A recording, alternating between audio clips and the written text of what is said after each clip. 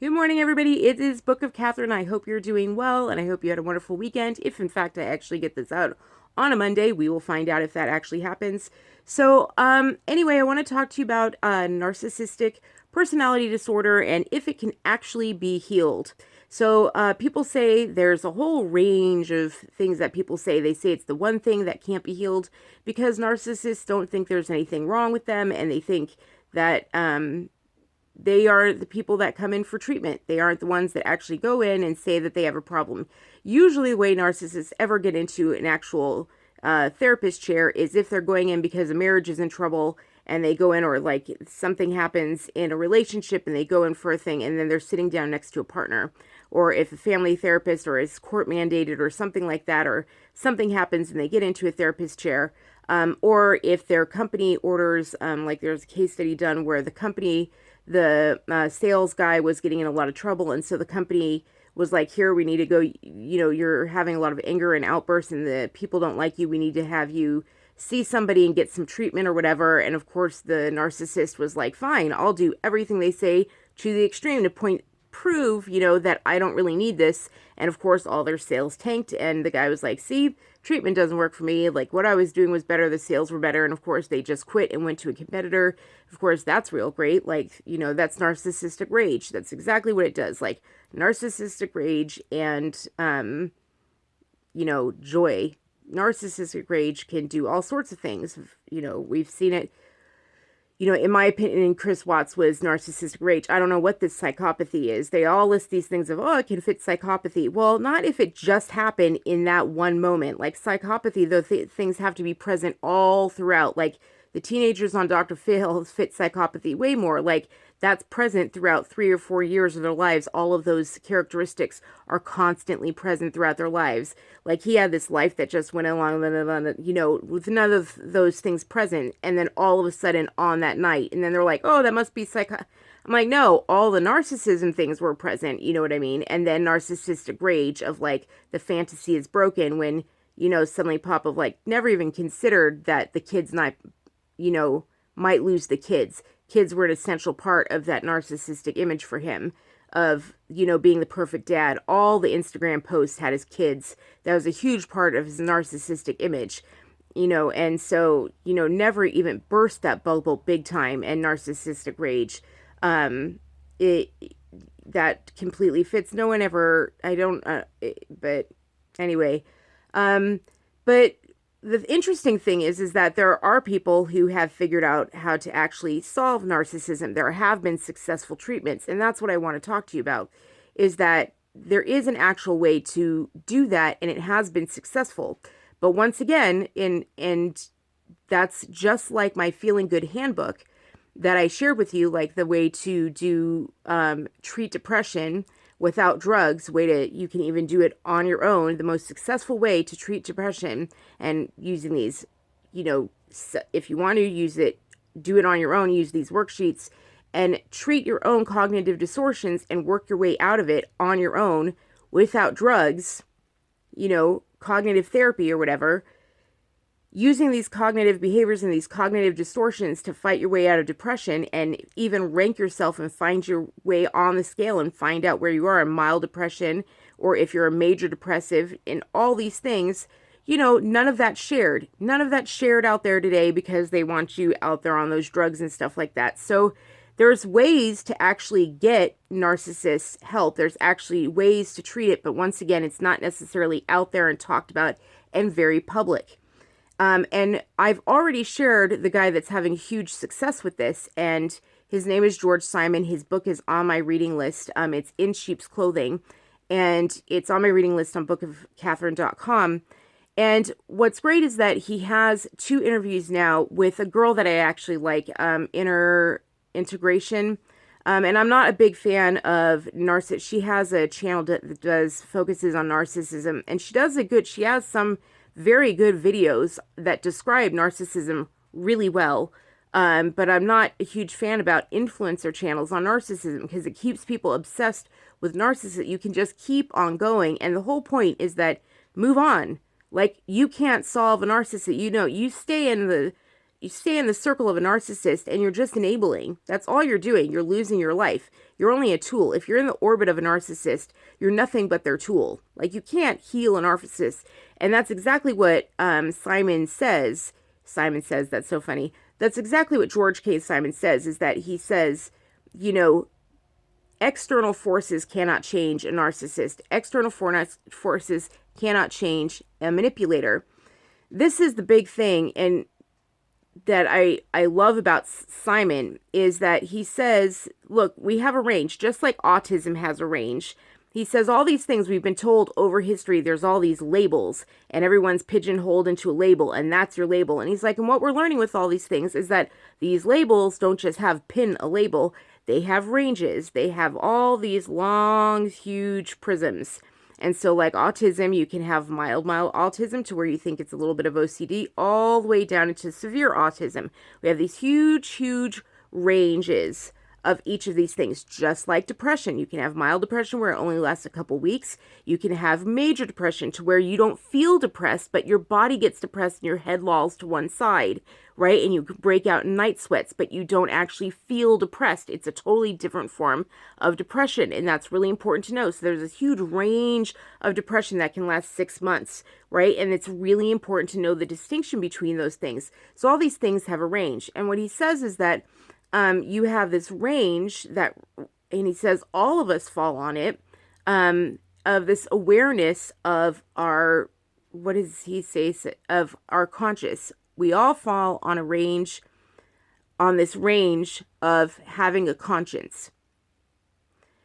He says you could have, like neurosis, where we're just like completely unaware and we're just all and we're all wrapped up and we're always like on edge, and we're totally unaware of, like, we don't take care of ourselves, we're not in fight or flight at all, or whatever. We're always in flight mode, basically. We'll do whatever anybody says. We're always scared of getting it wrong. We're always kind of like the prey. Anyone can prey on us if we can't say no to anything, right?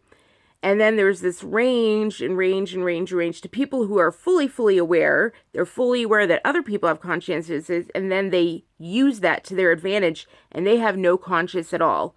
So, sorry, I should say these people have high conscience. Their consciences are so high and so super sensitive that it rules their lives. Their sense of conscientiousness is so super that they're neurotic. And Jordan Peterson talks about this, that they're so highly neurotic.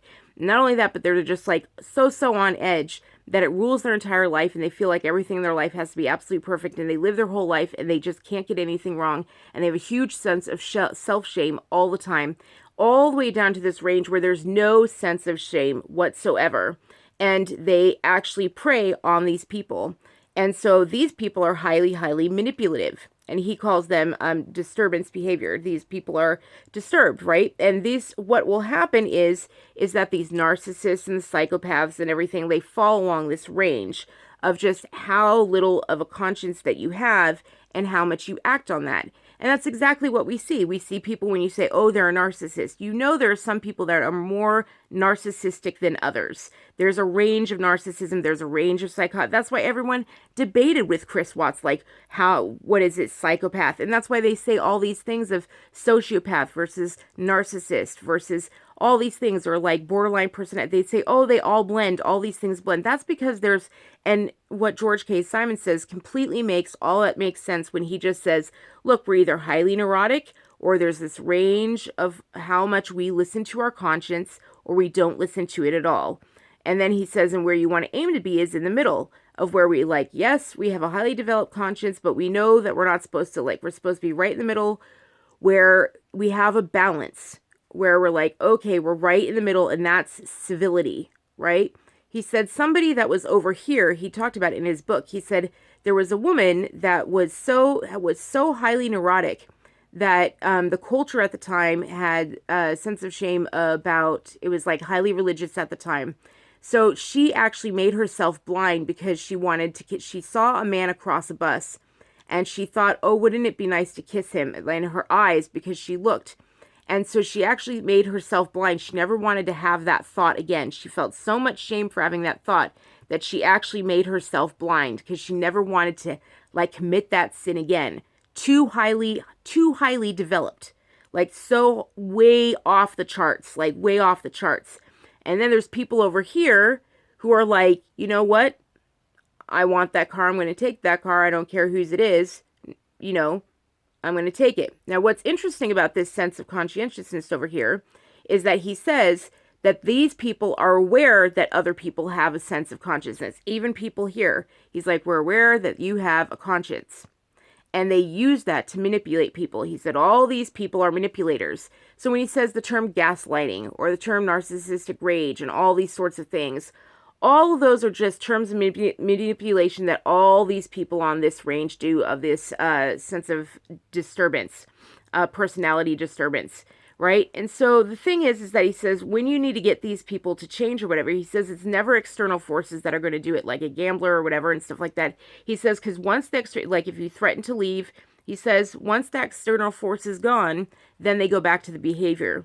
And he says, and the way that the successfully gotten people to change, and I was just like, you've got to be kidding me. He was like, the way to get them to change, he says, has been that the way to do it that's been successful flies in the face of what we've been told for the last 50 years. And I was like, of course it has, because the last 50 years goes right back to Bayer. Like everything the last 50 years, we keep finding out in the last 10 years when everyone's just finally been like, we're done and nothing's working and our society's going to crap, let's try something new.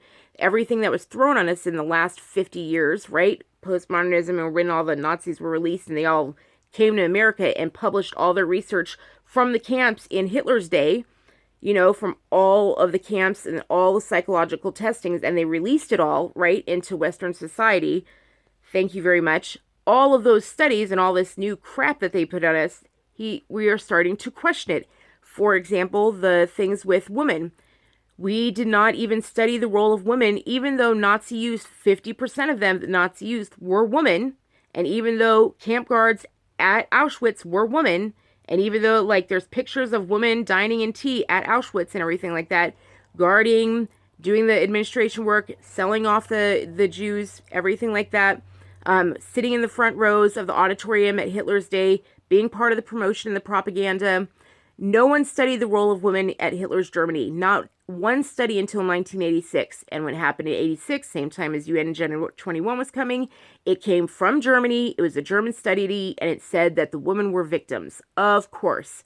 Of course. And it was not until 2013 that it said that any woman was an aggressor. 2013 that a woman was an aggressor, and it came out that there was any woman involved in the camps. All the studies remained in Germany. No one went beyond to Poland, where all the camps were, and all Austria, and where they put all the camps, you know, is really scary. So there's finally, 2013, these last 10 years, people are starting to question these narratives that we've been given. And George K. Simon is one of these people. He's like, the research is coming out. And what he said was, hey, what you do is you confront this person with disturbed behavior that knows that a conscience exists. You confront them with their behavior, and you confront them with who they are. And you just say, he says, shame works. It's shame. And I was just like, oh, you've got to be kidding me. You mean the thing that they completely pummeled out since the 50s? Like 55 is like when divorce rates went flung. When they started immediately removing shame from everything. He's like, shame works when you sit there and you put up a mirror and you say, this is who you've become. And I thought that was, you know why I thought that was really interesting? Because you guys know this on Twitter, I have started to watch all these interrogation tapes and all these prison interview tapes. And what I've noticed is that when I watch these people who have killed and maimed and harmed, and they're in prison, like this one woman who's infamous. She locked up a man, a white man, 65 years old, tortured him for 3 days, and drilled a nail into his forehead. And when they asked him, like, do you regret anything? She's like, I wish I'd done it for 7 days, right? And they said, and was the fact that he was white had anything to do with it? She's like, yeah, I'd never do that to a black man. Of course he was white. Of course that had everything to do with it. And I'm like, of course. And what was interesting was that they were like, what did you think of the verdict? And then she said, it wasn't fair. And they were like, it wasn't fair? She's like, I deserve the death penalty. And I constantly see that from convicts. They're like, I expected the death penalty. I deserve the death penalty after they get a lower sentence. I constantly see that from even some in interviews. They're just like, eye for an eye. I deserve death. Even in interviews, they say that. And what George K. Simon says is he's like, no one in society, even these interviewers, the journalists, the judges, they never, ever, ever. I sit there, I'm starting to yell at the screen as I'm watching these tapes of the real TV, not TV shows about our criminal system, but the actual tapes of our criminal system. I'm sitting there like wanting to yell at the screen and being like, do you just believe all the things they say? Are you unwilling to stare at these people and say you did something wrong? They always want to be like, I'm so sorry, is it not really your fault? They always want to be like, is it not really your fault? They're never willing to just be like, this is who you are, you chose this is your behavior, this is who you are now. And it's so fascinated me that George K. Simon, who's already on my reading list, has said, that's what works with narcissists. That's what works with these disturbed people, is they saying, this is who you are now. You know why that is also fascinating? Is because, and he's like, and then they want to change. When you finally put up the mirror and be like, this is who you've become. These are your decisions. This is who you are now. And he's like, and when they know you care, like when they know that you're just boss with them, when you're like, yeah. And you're not like shame. You're not like, and I hate you for it. Like, I want to beat you up for it. You're just like, I'm sad too, but this is who you are. And they know that you're there to help. And you're just like, but this is who you are. That's why criminals like that honestly, like the people in that's why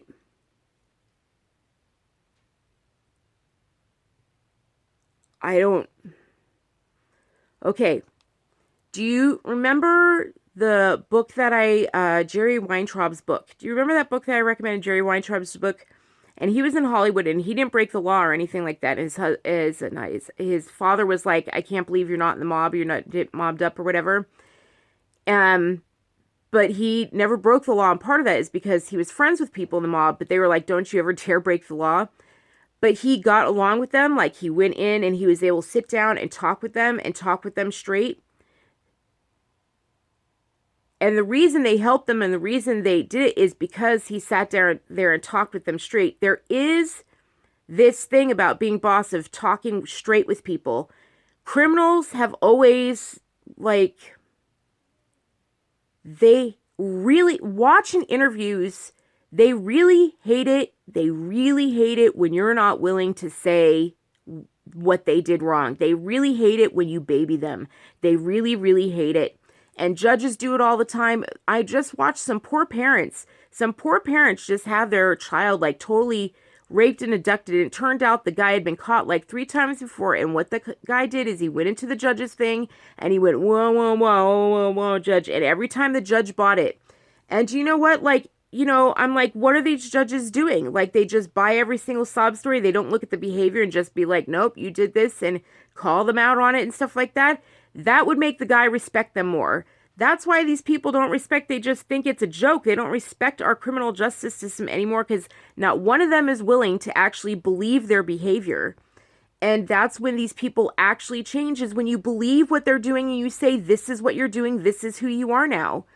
And when they actually start to feel shame for it, when they actually start to be like, and when you say like, you are, this is who you've become and this is who you've chosen to be. This is who you are now. And for some reason, we are in this world. This most recent interview that Simon did with Inner Integration was said that there's a pandemic of narcissism. And I'm like, that doesn't happen unless there's a ton of enablers out there just working their butts off to be like, no, you're really not that bad. No, all this criminal behavior you just did, you didn't really do. You're really a good person. We really want to believe in you. You really, instead of just being like, this is who you are. Sorry, this is who you are. This is who you are. This is who you are. And I won't, nope. And I'm going to separate myself from it. I'm going to, instead, people get on these channels and just watch narcissist. And how can I be with a narcissist? And how can I still be in relationship with them? And please explain them to me. I want to understand them so that and I'm like, no, you move on. Like, you move on. Not worth your time. Bam, bam. You move on. Anytime you spent, like, I know when you move on, that family unit or that structure or that person has a better shot of getting better.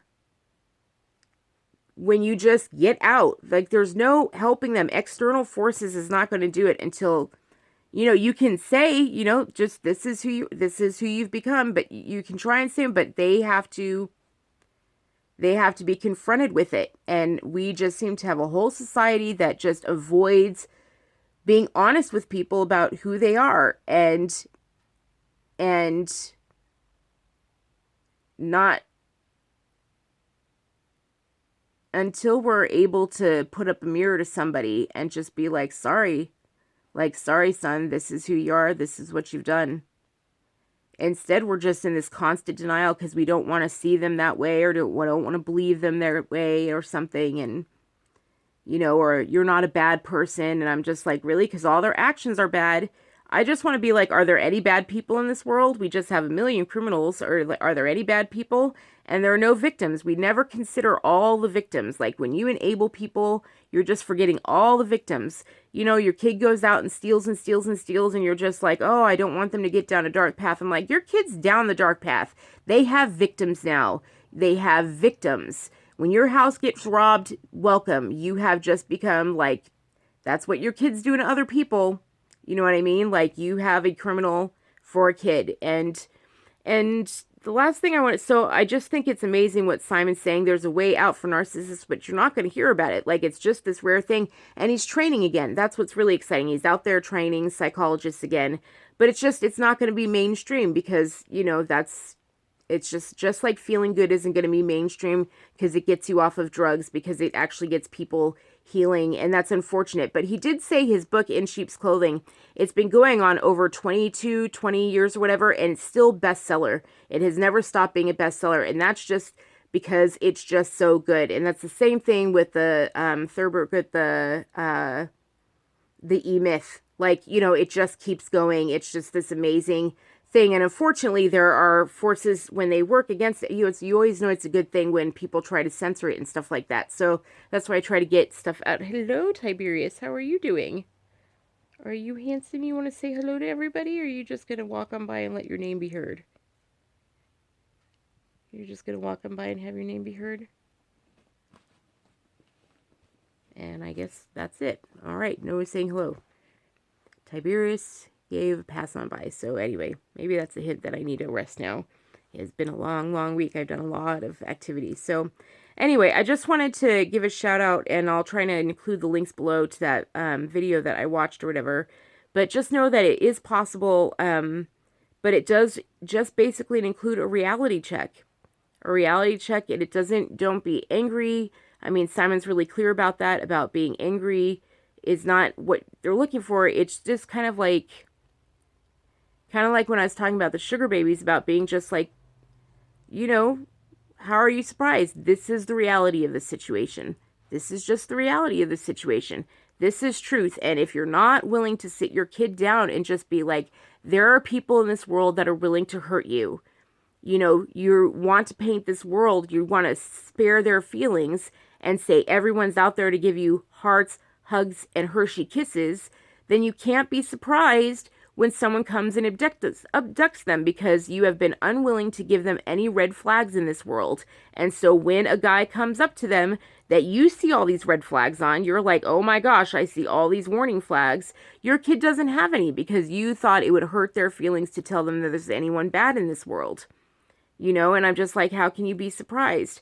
So it starts when they're really young, when your kid's young. It starts when you first start telling them no. That's the first time you're instilling in them this nice, good, like easy, like when to say no and when to start listening to red flags within them. That's all what you're instilling when they're very young.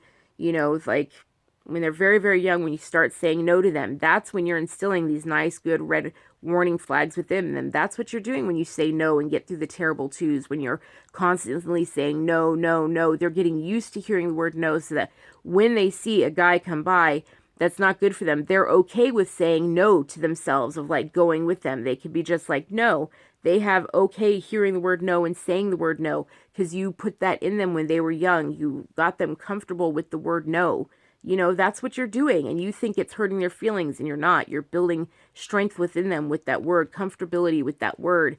So it's all this stuff of, getting their neurons in their brain okay with the word yes and okay with the word no, but in certain situations. So I've really worn myself out. I hope any of that makes sense with you, but just In Sheep's Clothing is an excellent book, but so is that inner integration interview. And I highly, if you're into psychotherapy or if you're a psychologist or anything. Oh, one last thing that I do want to say, I always end up, I never end it when I say I'm going to end it right. I always restart. One last thing that I want to say is that there are people online actually saying that most therapists are good therapists. No. No. No. No. No. No. Most therapists, most psychotherapists, psychologists, psychiatrists, most are not. Read Drama of the Gifted Child. It's a horrible title. It's the worst title I've ever read for one of the best books ever written. It's basically a research paper. You can read like a page at a time or a chapter at a time. But it's basically a book about how the children who are basically about, and it's very good. There have actually been some good Dr. Phil videos on this, as much as I'm starting to really hate that show. The best part about it is that they're real guests, because we never get to see any kind of real people on the news, right? So, but basically,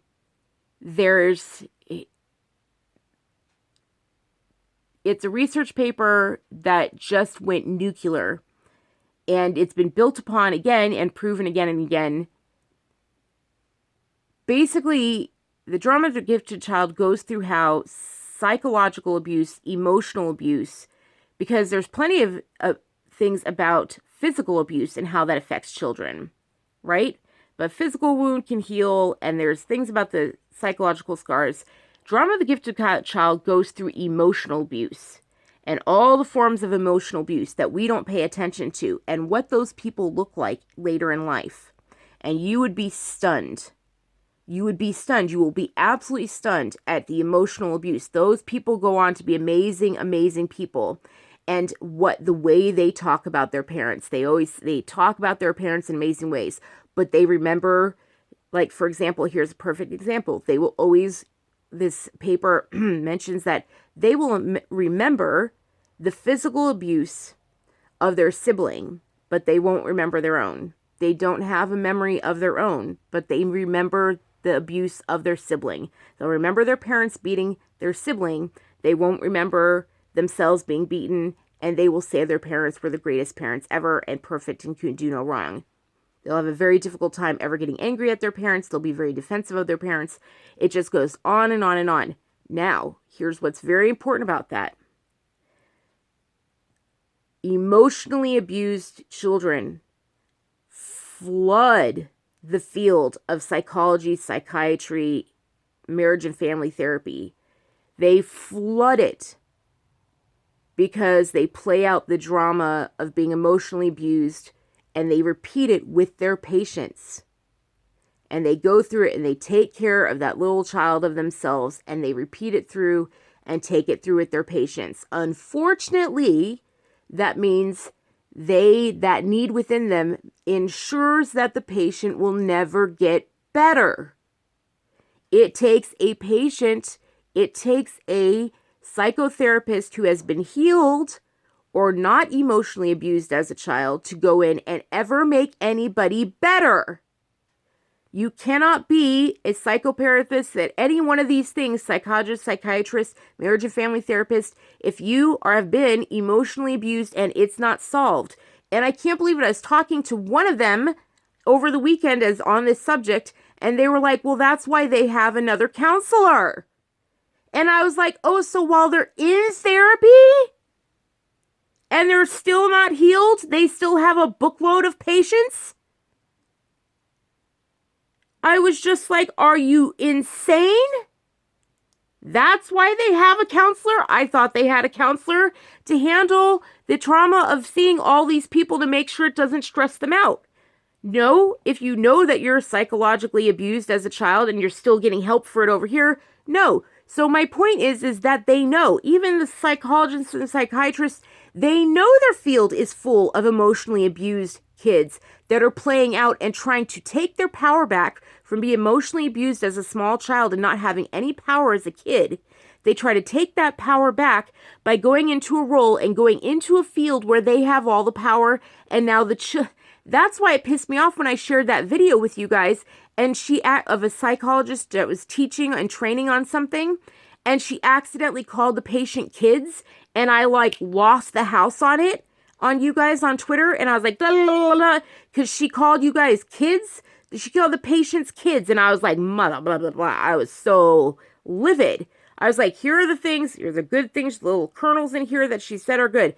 Here's the things, but this is the field. You mean the field created the problem, and now they think they have the solution to the problem? Are you kidding? It was a hysterical video. She just basically outlined how the field created the problem, and now the field had the solution to the problem. I was like, you've got to be joking to chronic pain. I was like, I presented the video as an example of what we as chronic pain patients have to deal with when we go into some of these places they refer us to. Some of the idiot things that we have to walk into, and you're just like, they talk to you in baby tones. Hello, little girl, how are you doing? And I'm just like, no, I don't want to be parented. I would just like, I'm an equal with you. I would just like to have an equal partner and actually get somewhere with this. Can we actually just work on an equal? And there are people who are unwilling to do that because they are there to parent you. But if they're there to parent you, then that's what they're there for, is to feel powerful. They're not interested in you getting better, because you getting better means you rise up to an equal position with them. That is not what they're looking for. They're looking to be powerful. Well, you'll be there forever. They're not looking for you to rise up and be powerful. And I have learned, move on, find the next person. And then I do, and I eventually find someone that's looking for you. And when I walk in, they're so excited about how empowered I am. They're like, you're going to be a great patient. That's what you're looking for. They're like, wow, you've already got some, let's do this. They're like excited. They're excited because they're like, you're going to take what I give you and you're going to go. So I'm sorry, but no, they already know the studies. Read Drama with the Gifted Child. They already know the studies. They already know most aren't. Most aren't, which is why I say move on till you find the one that is. Find someone that's good for you. It's okay if you're not comfortable with the one you get. If it's not working, move on and find the one that is. Find a referral service that works for a friend. Ask around. Find somebody that's worked for somebody that works well. Ask for referrals. Every single person I've ever used has always come by referrals because I have asked around. All right, so just like that's the last thing I want to get off, this little falsity that's around there, like most are good. You know, if you want to say most are good intentioned, yes, every parent thinks they're doing a great job. All right, I love you guys so much. Please donate down below because it's doing so much. So that's how it works here if you're new to this channel. So I have a ton of medical bills, medical care. And so, it's a long story. So I do these videos and informational things. I do my channel, and then you guys help me get better with the donations, and that's how it works, because I don't have sponsors, like, you know, like what of the 12 corporations that sponsor all these channels is going to sponsor me. So, but you guys are so great. Only $1 a month, like that's been working for us so good. So just pop $1 in, PayPal down below, and then subscribe, because I'm really bad. I'm not able to do all the fancy slogans and everything like that and like publish and do things out all the time or whatever. It just, I will send it out and you will get it. So if you want to subscribe down below, that would be great. All right, you guys, have a wonderful week, and I love you so much, and I'll talk to you soon. Mwah. Bye. Love you.